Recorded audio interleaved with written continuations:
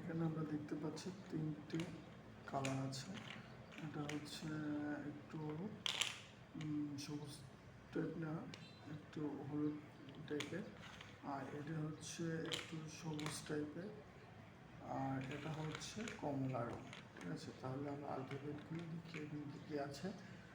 এখানে দেখা যাচ্ছে এ, এটা হচ্ছে জি, এটা হচ্ছে ও, এটা হচ্ছে এন, এটা হচ্ছে এম। ঠিক আছে, আমরা তিনটিকে একসাথে যোগ করে নেব। এটা হচ্ছে এম, এ, এন, জি, ও। এটা যে কোনো বাচ্চারা একটা ফ্রুটস হিসাবে ও মনে রাখতে পারে, তাতে ও কোনো সমস্যা নেই। যে কোনো সময় তারা ইজিলিভাবে মনে রাখতে পারবে এবং খুবই সুন্দরভাবে, এবং এটি জোরালোভাবে আছে। এখন আমরা চাইলে এগুলোকে ভেঙে ফেলতে পারি। আপনারা তো দেখছেনই যে এটি একটা আলফাবেট হিসাবে আছে।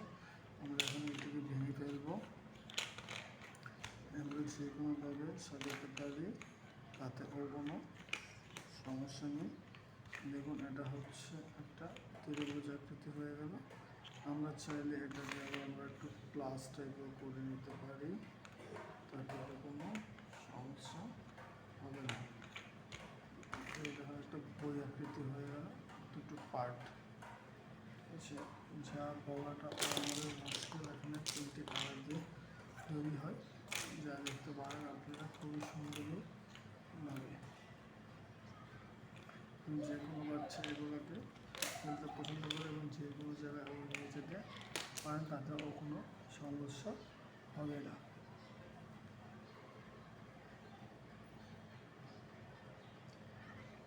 যে কোনো জায়গায় এবং যে কোনো